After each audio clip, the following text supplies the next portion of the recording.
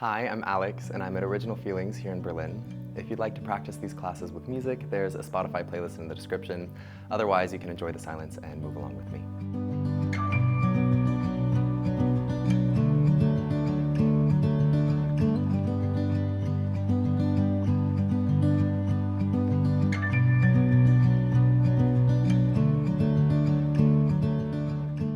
Welcome to a radiant class. My hope and my goal for this class is that we can crack the heart open, let this light shine through, really radiate. And I dare you to try to do this all with a smile. So you won't need any props for this class. We'll just go ahead and get started right on our bottoms. And we'll take our feet planted and have our butt on the ground, and then take your fingertips facing the butt behind you. And for just a few breaths, start to lean into the elbows, open up the shoulders, and let the heart drag you back forwards. And it's just for a few more breaths that we're doing this, because in today's class we'll be opening up the shoulders quite a bit. And so that starts here very gently for a round or two more. And then as you come back up after that last round, you'll take the left ankle over the right knee. You'll extend the chest forward, and for this warm-up, keep your chest right in the center of the mat and your vision towards the front of your mat so that you have this idea of center. And then you'll inhale, keeping the chest at center, taking the left knee towards the ground. And then as you exhale, you tick-tock over to the other side, taking the left foot to the ground. And so it's like a moving meditation with the breath. Inhaling to the left, exhaling to the right. And the reason that we keep our chest in center is so that not only do we identify our center, but that way left and right have something to exist on either side of. And so as you keep your chest in center and you're opening up the body, you might start to turn your head away from the direction that your legs are moving, so that the center of your being, the spine, is getting a nice little twist all the way from tailbone through the back of the head. And it's about one more round, just right here. And the last exhale takes the left foot to the ground. And then you'll plant the right foot back down. You'll exhale to push the hips high into a reverse tabletop. And in my classes, I like to give you options. So for 5 breaths, you can be just here with a tiny bend in the elbows and a push up of the hips.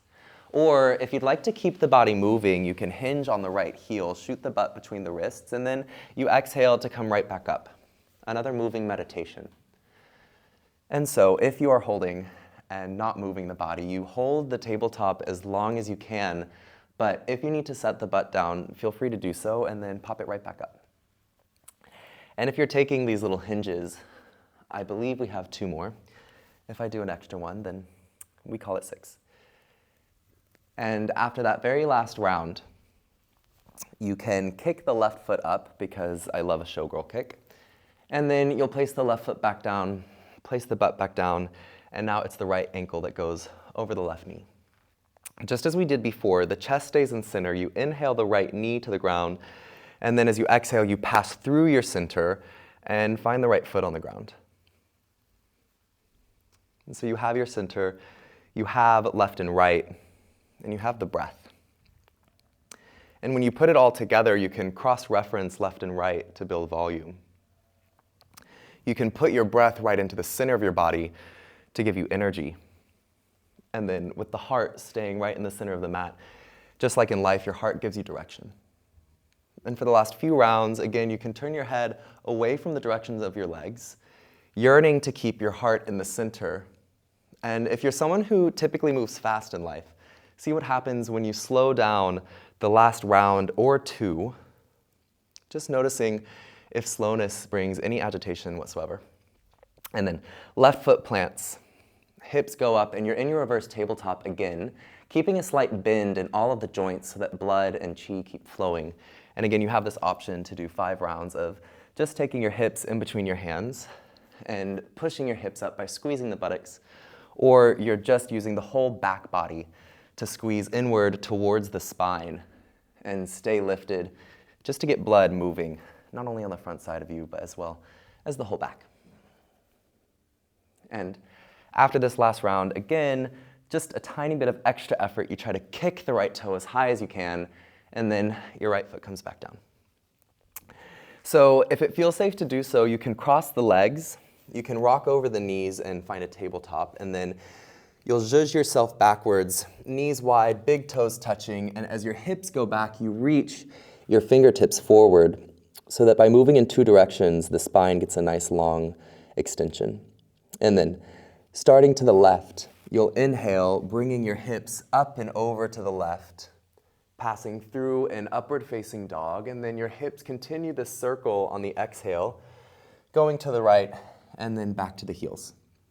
And then inhale, hips come up and over to the right, making one huge circle. At the end of the inhale, you pass through that upward facing dog, and then hips go back to the left. And we'll take 2 more rounds total.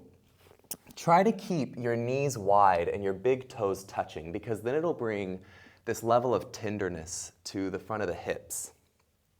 And when that tenderness is there, we get out of this habitual way of moving in yoga that becomes so easy that we can lose focus. So if we bring some level of new sensation, such as that uneasy opening of the front of the hip, it requires us to bring our vision right back into our body.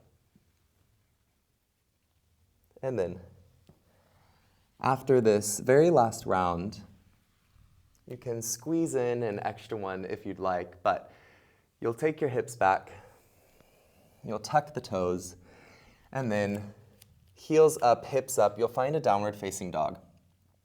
Take a moment here to open up your dog however you'd like. Wag your tail, maybe lift a leg, let the dog pee on the sidewalk. But my teacher once told me that our spines are like the story of our life. And so in a down dog, I like to slither my spine, nod my head, move my neck, and tune back into what that really means, that the spine has been with me this whole time. It's held me up. It's gotten me through so many things, so what can I do for it when I open up my downward facing dog? And then we'll come back to center. You'll tilt the tailbone high while sinking the heels down, keeping the ears next to the biceps, round the armpits in towards the heart like they're giving the heart a hug. Your shoulders can slide up towards the hips as your hands press down, and then you're using the own tensegrity of your body to hold yourself upright. And then you'll lift the heels high, and you'll start to take these tiny steps in towards your wrist. And imagine that there's this blueberry underneath your palms that you don't want to squish. So as the body gets heavier, by bringing the feet closer towards you, you have to continuously send your energy up your arms to protect that little blueberry. Engage the front of the thighs, the belly, and then eventually your feet will land just behind your wrists. So heels are just a bit wider than the hips. Try to shoot your ankles out wide like you're ripping the mat apart. Take a halfway lift to lengthen the back of the neck forward, suck everything up into the ribs, and then with a long spine and space in the belly, you slowly fold like a piece of paper, 2 straight halves folding from the middle. Take a bit of extra time. Maybe you just want to grab opposite elbow to opposite hand, wave the body back or forth. Pull into the toes or the back of the legs maybe. And then you'll drop the hands, you'll bend the knees, you'll come all the way up on an inhale, maybe squeezing the buttocks for a tiny back bend. And then as you exhale, you'll shoot the butt back, and you're going so deep as to try to find armpits towards knees. And once you're parallel to the ground, take your hands behind you, and then as you extend your legs, your hips go up as your head goes down, and you take a moment here to just tick-tock the shoulders, maybe bob the fists over the head. And then on another inhale, bend so deeply through the knees. Come all the way back up. Shoot the hips forward as the heart goes up, and then just one more time, we'll find our upper bodies parallel to the ground. Armpits into knees, hands come back, and then again, head goes down as hips go up, and you rinse out the shoulders. And then from here, you'll bend the knees lightly, you'll bring the hands onto the ground, and then you'll step the right foot back so that you can find a supported low lunge. And then untuck the foot, and you're gonna press into the top of the back foot because that is what's gonna bring you forward and up. As you inhale to reach the arms high, can you squeeze the front thigh inward so that as one thigh goes inward and the top of the back foot goes down, both hips go forward. And then with a lightness in the upper body, we'll take our hands behind us, and you can either have an open face sandwich or a reverse namaste, so that you're really pressing your heart or your back forward like you've got your own back. And then 3 times you'll inhale to lean into your hands, pushing your heart up. And as you exhale, you'll lay the belly onto the thigh, touch shoulder and knee together, and then you'll straighten the front leg only so much as the shoulder and knee stay touching. So if your chest comes off yourself, that means you've gone too far, and you just stop as soon as the shoulder wants to leave the leg. And then 2 more times, scoop forward and up, peeling yourself off of your thigh like a banana, leaning into your hands. And then you exhale, lay yourself back on the body. Your hips go back together. And then tune into the feet. It's the top of the back foot that sends you forward and up. And as you exhale, laying yourself onto your body, it's the front foot that sends you down and back. And on this last round, let your hands stay on your skin as you peel them off of you and come back up into an Anjaneyasana. You'll tuck the back toes on an inhale, and then exhale, lift off the body and start to swing it into a warrior 3 on the left foot. And again, we're gonna find that open face sandwich, interlacing the fingers, or coming into that reverse namaste. And with a slight bend in the left knee, you wanna lift up the right heel, and as you press your hands into your heart, can you press your heart into your hands? And then, on your last exhale, you'll bend the right knee. You'll come up on an inhale, something that I'm sure you've never done before, placing the right ankle behind the left knee, and you're creating the shape of a letter S. So your hips go forward as your hands hold you, and you come back. Leaning into your hands, you've got your own back. 1 more breath. And then as you reach for the inside of the right ankle with the left hand, the right arm goes up. And then you'll find a bound dancer's pose by kicking into your back hand, and that kick backwards will start to help you lean forward. So again, we're moving in 2 directions to find our center. 1 foot goes back, 1 hand goes forward. There's a tiny bend in that left knee. 1 more breath. And then finally, you'll unravel the body, hands go down. Maybe you want to try a 3-legged vinyasa, keeping the left foot up as you take it back, exhaling through chaturanga. Inhale, come up through another upward facing dog. And then a downward facing dog on the exhale. The belly button pushes or pulls you back. And then, just as we did last time, you can pick up the toes and then start to tiptoe forward. This is so that you start to get the sensation of what the muscles in the belly and the thighs do for you as you practice a hop through. So if you haven't yet achieved a hop through, it's something that you're working on, this will be quite a help. And then your toes land behind the wrists. They're just a bit wider than the hips. The back of the neck lengthens on an inhale. You suck everything up into the spine, and it's a long spine on the exhale to fold. Keep your feet just wider than your hips. Inhale all the way up through standing again.